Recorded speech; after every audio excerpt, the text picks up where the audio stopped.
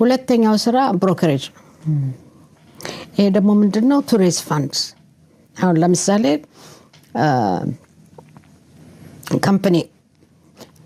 ኤክስፓንድ ለማድረግ ከፈለግሽ ኩባንያሽን ድሮት ነው የምትሄጂው ባንክ ነው የምትሄጂው ለብድር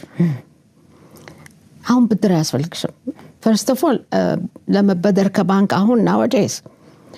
liquidity ችግር አላቸው ባንኮቹ የመንግስት ካፕ አድርጓል ምን ያህል ከአንድ ፐርሰንቴጅ በላይ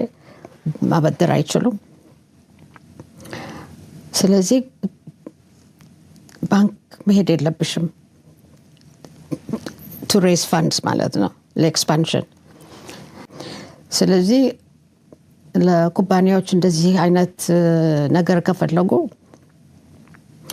initial public offering የሚባል አለ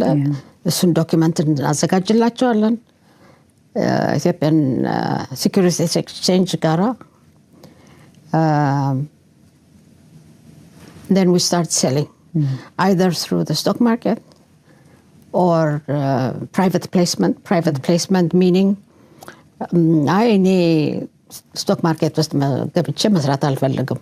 ካልሽ ተመጭናኛ ጋር በፕራይቬት ፕሌስመንት ስሩልኝ ማለት find me ሀብታም ሰዎች ፈልጋቸው ሼርን ሽጡልኝ ማለት ነው